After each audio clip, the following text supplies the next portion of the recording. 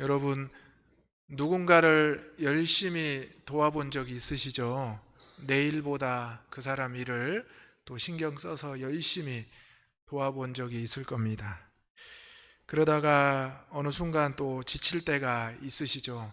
내일도 산적한데 옆에 있는 사람 또 누군가 일을 돕다 보면 지치기도 하고 또 내가 계속 도와야 하나, 언제까지 챙겨야 하나 이런 생각이 들 때도 있습니다.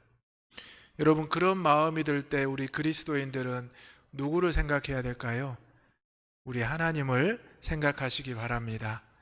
하나님께서는 여러분이 어떠한 마음을 가져도 또 어떠한 모습을 보여도 포기하지 않으시고 버리지 않으시고 끝까지 여러분을 챙겨주시고 붙잡아 주시고 함께 하실 줄로 믿습니다. 또 하나님께서는 우리를 이끌어 주시는데요. 어디로 이끌어 주시느냐? 바로 하나님과의 언약으로 이끌어 주십니다. 우리는 때로는 하나님과의 약속을 깨트리려고 합니다. 또 하나님과의 약속을 잊어버리기도 합니다. 그런데 하나님은 깨트리지 아니하시고 잊어버리지 아니하시고 언제나 항상 늘 우리와 그 언약 안에 거하시기를 원하시고 멀어진 우리를 다시 한번 이끌어 주심을 믿으시기를 바랍니다. 우리는 실패와 불순종을 반복합니다. 그러다가 어느 날 한번 성공하고 순종하면 크게 자신을 칭찬하고 자랑하기도 합니다. 하나님께서도 우리의 불순종과 실패를 아심에도 늘 묵인해 주시다가 우리가 한번 잘하고 우리가 한번 하나님을 기쁘시게 하면 또 크게 기뻐해 주시고 높여 주십니다. 이스라엘 백성들을 우리가 역사를 보면 에덴 동산에서 그러했고요. 노아의 홍수에도, 아브라함을 부르실 때도, 이스라엘 백성들을 출애굽하실 때도, 광야의 생활에서도, 가나안을 정복할 때도, 사사시대와 왕정시대를 지나 북이스라엘과 남유다로 나뉘어졌지만 또 그 가운데 차례대로 멸망했지만 포로의 귀환에서 또 신약에서는 메시아의 오심과 성령의 임재까지 하나님께서는 우리를 그 언약 안에 거하게 하시고 늘 이끌어 주시고 또 하나님의 열심으로 우리와 함께 하셨다는 것을 우리가 꼭 기억하시기를 바랍니다. 또 우리 부모님들은 우리 자녀들을 때로는 책망하고 훈계할 때가 많습니다. 학교에서 선생님들도 제자들을 훈계하고 책망할 때가 많습니다. 그때마다 우리는 왜 훈계하고 책망할까? 칭찬하고 격려해주고 오히려 높여주면 좋을 걸 이런 생각을 합니다. 하지만 우리가 장성해서 부모가 되고 또 우리가 누군가를 가르치고 이끌 그 상황이 되면 우리도 훈계하고 책망하는 것을 보게 됩니다. 훈계와 책망은 우리의 실패와 불순종을 예방하는 것이고 우리를 성공으로 또 우리를 성취로 이끄는 길입니다. 오늘 하나님께서는 지금 큰 위기에 빠져 있는 남유다 백성들을 향하여 에레미야 선지자를 통하여 크게 심판과 멸망의 말씀을 전하고 있습니다. 우리가 생각해 보면 하나님께서 왜 굳이 심판하시고 멸망시킨다 말씀하실까? 그저 다시 구원해 주시고 다시 사랑으로 보듬어 주시면 안 될까? 이런 생각을 합니다. 하지만 우리가 성경의 말씀을 쭉 읽어보면 하나님께서는 계속해서 말씀하시고 기회를 주시고 이제 이스라엘 백성들이 더 이상 또 남유다 백성들이 더 이상 하나님의 말씀을 듣지 않을 때는 심판과 멸망을 통해서 강한 훈계와 책망을 하시는 것을 보게 됩니다. 그럼에도 불구하고 우리가 생각할 것은 하나님께서는 심판으로 멸망으로 끝내시는 분이 아니라는 겁니다. 때로는 심판과 멸망이 끝인 것처럼 보이지만 하나님께서는 그 가운데서 다시 우리를 이끄시고 다시 우리를 언약으로 인도하신다는 것을 알아야 합니다. 그래서 우리가 하나님의 속성 중에 미쁘시다라는 말을 사용하는데요. 이 미쁘시다라는 것은 변함이 없고 끝까지 신실하다라는 것입니다. 미쁘신 하나님. 미쁘신 하나님은 우리와의 약속을 언약을 기억하시고 우리의 모습은 어떠하든지 또 우리의 삶을 하나님의 언약 안에 늘 거하게 하신다는 것입니다. 이것은 우리를 사랑하시고 우리를 축복하시고 원하시기 때문입니다. 오늘 우리 대장의 가족들이 다시 한번 세상의 삶을 뒤로하고 복된 주일 주회전에 나왔습니다. 오늘 이 자리로 하나님께서 우리를 언약으로 이끄셨고 지난 세상의 삶에서 때로는 실패와 불순종이 있었음에도 하나님의 언약의 자리로 다시 불러서 우리를 새롭게 하시고 우리에게 새 힘과 새 능력을 주시는 복되고 귀한 자리임을 믿으시기를 바랍니다. 아멘. 그래서 언약으로 이끄시는 하나님, 첫 번째로 하나님께서는 우리를 돌아오게 하여 안전하게 살게 하십니다. 37절의 말씀을 다 같이 읽어보겠습니다. 시작. 보라, 내가 노여움과 분함과 큰 분노로 그들을 쫓아 보내었던 모든 지방에서 그들을 모아들여 이곳으로 돌아오게 하여 안전히 살게 할 것이라. 아멘. 지금 남유다는 예루살렘은 바벨론에 의해서 포위가 되어 있습니다. 그래서 왕인 시드기야 왕도 또 많은 백성들은 두려움에 떨고 있습니다. 이제 곧 나라가 망할 것 같고 성이 무너질 것 같은 어려움에 놓여 있습니다. 그때 하나님의 선지자 에레미야는 무슨 말씀을 전했을까요? 회개하라, 또 참회하라, 하나님께 도움을 구하라, 이렇게 말을 했을까요? 이미 그렇게 말씀을 했습니다. 하지만 시드기야 왕과 유다 백성들은 그 말씀에 귀를 기울이지 않았고 이제 에레미야 선지자를 통하여 하나님은 말씀하십니다. 예루살렘은 반드시 바벨론 왕의 손에 넘어갈 것이다. 시드기야 왕은 반드시 바벨론 왕에게 사로잡혀 끌려갈 것이다. 칼과 기근과 전염병을 피할 수 없으니 살고자 하는 자는 바벨론에게 항복하라. 여러분, 이것은 거의 절망과 포기의 말입니다. 즉 나라가 이제 무너질 것과 왕이 사로잡힐 것이라는 절망적인 선언으로 들려집니다. 에레미야 선지자가 이렇게 말을 했을 때 시드기야 왕과 백성들은 어떻게 행동했을까요? 오늘 말씀에 앞서서 보면 에레미야 선지자를 시위대 뜰 안에 가두었다라고 말합니다. 오늘날로 말하면 왕실 근처에 있는 바로 감옥에 가두었다라는 것입니다. 그도 그럴 것이 왕을 비방하고 백성들과 나라가 멸망할 것이라고 했는데 어떤 왕이 좋아해서 그를 가만히 두겠습니까? 하지만 에레미야 선지자는 이러한 것에 두려워하거나 또 그것을 염려하지 않았습니다. 오히려 탄식하며 남유다와 이스라엘 백성들을 향하여 부르짖었습니다. 왜냐하면 그것은 하나님께서 이스라엘 백성들을 포기하고 또 완전히 끝내버리는 것이 아니었기 때문입니다. 37절 말씀에 우리가 전반부와 후반부를 보게 되면 후반부의 말씀에 모든 지방에서 그들을 모아들여 이곳으로 돌아오게 하여 안전하게 살게 할 것이라 말씀합니다. 처음에 말씀만 읽어보면 노여움과 분함과 큰 분노로 그들을 쫓아내었다라고 말씀하시는 것 같지만 그렇지 않습니다.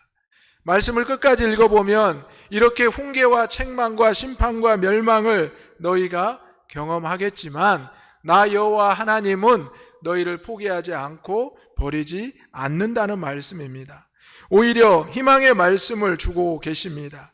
심판 이후에 어떻게 회복할 것인가, 어떻게 돌아올 것인가를, 어떻게 살아갈 것인가를 말씀해 주고 있는 것입니다.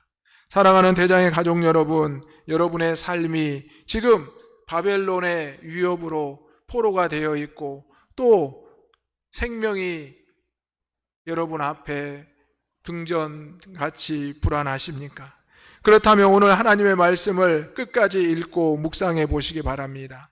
하나님께서 때로는 나에게 책망과 훈계의 말씀을 주시지만 그것이 나를 심판하고 멸망하기 위함이 아니라 나를 다시 하나님의 언약으로 이끄시기 위한 하나님의 과정이라는 것을 우리가 기억해야 한다는 것입니다. 지금 에레미야 선지자는 하나님의 말씀을 전하며 옥에 갇혀 있습니다. 하지만 그 가운데 오히려 하나님의 말씀을 담대하게 증거하고 있습니다. 심판 후에 회복될 것이며 흩어진 백성들을 다시 돌아오게 하고 안전하게 살게 할 것입니다. 그런데 이 말씀이 시드기야 왕과 그 백성들의 귀에 들렸을까요? 들리지 않았습니다. 그들은 당장 눈앞에 있는 심판과 고통과 환난만 보고 있었습니다. 오늘 저와 여러분도 우리의 삶 가운데 눈에 보이는 것만 우리가 두려워하고 그것을 의지합니다. 그런데 우리는 눈에 보이지 않는 여호와 하나님의 백성으로 이제 우리가 이 땅에서 육적인 삶이 아닌 영적인 존재로 살아가고 있음을 분명히 기억해야 합니다. 그래서 우리가 성경 말씀을 보면 특별히 신명기 28장에 보면 축복의 말씀이 3분의 1이 나와 있고 저주의 말씀이 3분의 2가 되어 있습니다. 그 말씀의 뜻은 무엇입니까? 우리가 그것을 경계하고 그것을 지켜야 우리가 그러한 가운데 놓이지 않는다라는 것입니다. 지금 남유다와 시드기야 왕은 이미 그 선을 넘어서 심판과 멸망의 과정을 겪을 수밖에 없는 것입니다. 하지만 하나님께서는 이 백성들에게 지금은 그들이 듣지 않고 그들이 생각하지 않지만 이후에 어떻게 살아갈 것이고 어떻게 돌아올 것인지를 미리 약속해 주시고 있습니다.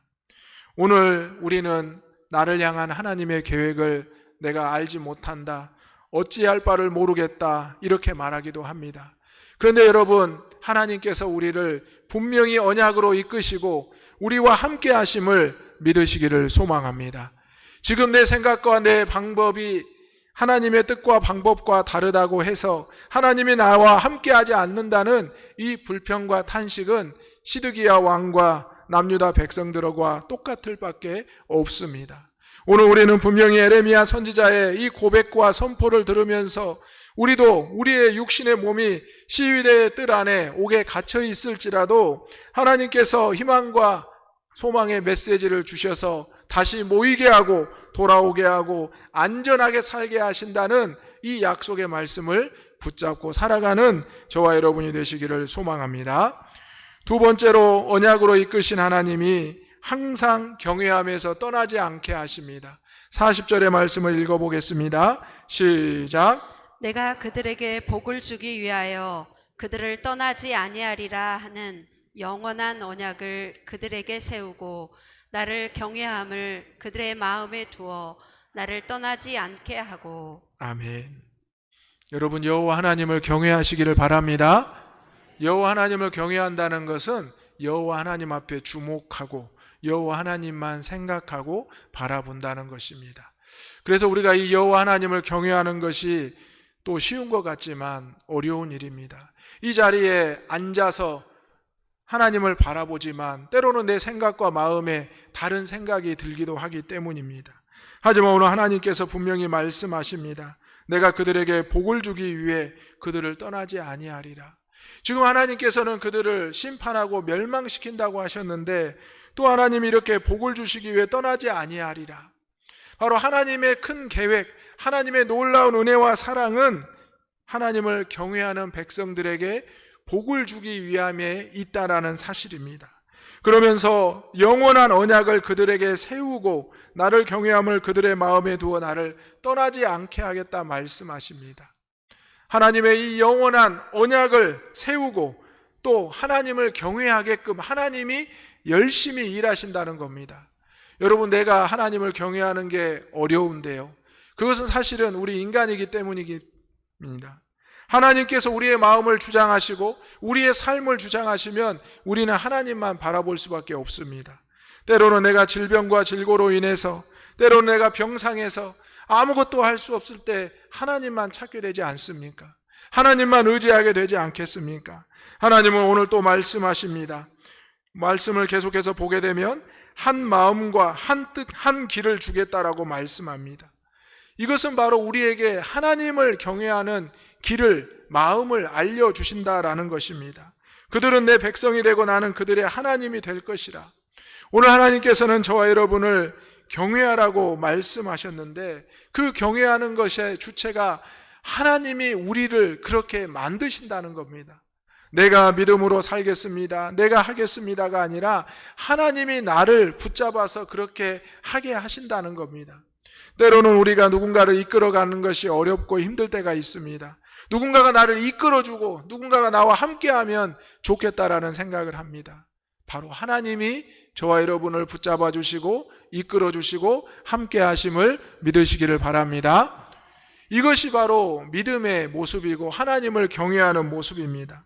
하나님께서는 우리의 모습과 상관없이 항상 우리와 함께 하시고 우리를 바라보고 계십니다. 그래서 우리가 고개를 들고 하나님을 바라보고 찾기만 하면 우리는 하나님의 백성임을 알게 되고 하나님을 향해 한 마음과 한 길로 가고 있음을 깨닫게 된다는 것입니다.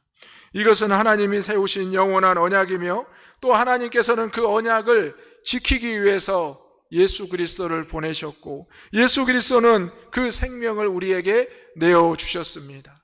우리는 사실 죄로 인해 죽어있던 존재입니다. 삭개오가 또 탕자가 가늠한 여인이 많은 죄인들이 주님의 언약을 떠났다라고 생각했습니다. 자기들은 버림받았다고 생각했습니다. 하지만 하나님께서는 주님께서는 그렇게 생각한 적이 단 한순간도 없다는 것입니다. 우리의 상황이 어떠하든지 우리의 모습이 어떠하든지 하나님은 항상 나를 경외하게 하겠다라고 말씀하십니다. 여러분, 하나님이 하겠다고 하는데 우리가 어떻게 그것을 막을 수 있습니까? 우리가 심지어 고개를 돌려도 하나님은 그 돌린 방향으로 우리와 함께 하시고 우리가 등을 대고 있어도 하나님께서는 다시 마주보는 모습으로 나타나신다는 것입니다. 오늘 하나님께서는 에레미야를 통하여 남유다와 시드기야 왕에게 분명히 말합니다. 당신들이 우리가 이 심판과 멸망을 피할 수는 없으나 그 가운데 여호와 하나님을 경외하게 되고 다시 돌아오게 되고 하나님은 결코 떠나지 않는다라는 것을 말씀해 주고 있는 것입니다. 그랬을 때 이스라엘 백성들이 심판당하고 멸망했을 때 포로로 잡혀갔을 때 또 남아있는 자들이 무슨 생각을 했겠습니까? 우리에게 그때 예레미야 선지자를 통하여 주신 말씀이 있었지, 또 이사야 선지자를 통하여 또 다른 선지자들을 통하여 주신 말씀이 있었지. 그들은 그때서야 생각하는 것입니다. 그리고 그때서야 하나님을 찾고 부르짖고 그때 하나님 앞에 나오는 것입니다. 그럼에도 불구하고 하나님은 사랑하는 아들이라 딸이라 또 사랑하는 이스라엘 백성들을 다시 돌이키게 하시고 다시 은혜의 자리로 인도해 주시는 것입니다. 오늘 저와 여러분이 이제 이 주일을 맞이해서 다시 한번 하나님을 경외하는 이 자리로 하나님의 부르심을 받았습니다. 그렇다면 이 경외하는 자리에서 떠나지 않고 하나님의 언약 안에 이 한 주간을 살아갈 수 있는 저와 여러분이 되시기를 소망합니다. 마지막으로 하나님께서 언약으로 이끄실 때 우리를 기쁨으로 복주시고 이 땅에 심으십니다. 41절의 말씀을 읽어보겠습니다. 시작. 내가 기쁨으로 그들에게 복을 주되 분명히 나의 마음과 정성을 다하여 그들을 이 땅에 심으리라. 아멘. 에레미야 선지자가 이상한 행동을 하나 하는데요. 이제 시드기야 왕과 남유다가 멸망할 것이라고 했잖아요. 그러니까 왕인 시드기야가 화가 나서 에레미야 선지자를 가두었습니다. 그런데 거기에서 땅을 삽니다. 에레미야 선지자가 자신의 친족이 와서 땅을 이야기하자 그 땅을 내가 사겠다라고 하면서 지불하고 그 땅을 삽니다. 여러분 생각해 보십시오. 하나님의 선지자가 갑자기 무슨 땅을 사겠습니까? 그리고 자신이 감옥에 갇혀 있는데 또 나라는 이제 풍전등화와 같은 어려움에 처해 있는데 누가 땅을 사고 건물을 사겠습니까? 차라리 오늘날로 말하면 금을 사서 숨겨놓는 게 맞는 거죠. 그런데 예레미야 선지자는 하나님의 말씀대로 자신이 감옥에 갇혀 있을 때 자신의 친족이 와서 그 땅을 물을 자가 너희니 아나돗의 땅을 사라고 말을 합니다. 그때 예레미야는 순종하여 그 땅을 삽니다. 그리고 증서를 하고 또 봉인을 하고 또 그 땅의 주인이 된 것을 말합니다. 여러분 이것이 무엇을 상징할까요? 오늘 말씀의 후반부를 보게 되면 이제 이것은 이스라엘 백성들이 포로로 갔다가 돌아왔을 때 그 땅을 다시 차지하고 심겨지게 된다는 것을 상징적으로 표현하고 있는 말씀입니다. 그래서 오늘 말씀의 44절의 말씀을 보게 되면 베냐민 땅과 예루살렘 사방과 유다 성읍들과 산지의 성읍들과 저지대의 성읍들과 네겝의 성읍들에 있는 밭을 은으로 사고 증서를 기록하여 봉인하고 증인을 세우리니 내가 그들의 포로를 돌아오게 함이니라. 이렇게 말씀합니다. 에레미야 선지자가 왜 이런 행동을 했는지 시드기야 왕도 많은 백성들도 이해하지 못했지만 선지자의 말과 행동은 하나님의 뜻에 따라 순종했다는 것입니다. 사랑하는 대장의 가족 여러분, 우리가 그리스도인으로 세상에 살아갈 때 오해를 받을 때가 있습니다. 지금 그 상황에서 그것을 결정하거나 그러한 일을 하지 않아야 되는데 세상 사람들이 보기에는 우리 그리스도인들이 답답해 보이고 어리석어 보일 수가 있습니다. 왜 그런 결정을 했습니까? 왜 그렇게까지 하고 있습니까? 그런데 우리 그리스도인들은 왜 그랬을까요? 바로 하나님께서 말씀하셨고 하나님께서 인도하셨기 때문에 그렇게 행한 줄로 믿으시기를 바랍니다. 바로 이스라엘 백성들, 남유다 백성들을 향하여 하나님께서는 에레미야 선지자를 통하여 선포하고 말씀하게 하셨습니다. 그리고 그 땅을 샀던 것이 바로 훗날 이제 포로에서 귀환해서 다시 돌아왔을 때 이 땅에 심기워지는 유다 백성들, 이스라엘 백성들의 받는 그 은혜를, 회복을 상징했다는 것입니다. 이것은 우리가 일상의 회복을 의미합니다. 일상의 은혜를 의미합니다. 오늘 이스라엘 백성들이, 유다 백성들이 고통과 신음, 두려움 앞에 있지만 하나님께서는 희망과 소망의 메시지를 주셨고, 그런데 그들은 마음에 다가오지는 않습니다. 왜냐하면 지금 성 밖에 포위하고 있는 바벨론과 갈대아인들이 있었기 때문입니다.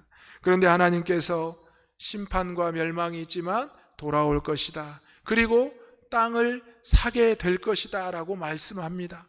땅을 차지하게 되고 심겨질 것이라고 말씀하십니다. 그러면서 하나님은 말씀하시기를 내가 기쁨으로 그들에게 복을 주되 분명히 나의 마음과 정성을 다하겠다. 여러분, 우리가 하나님 앞에 마음과 정성을 다해야 된다고 생각하시죠?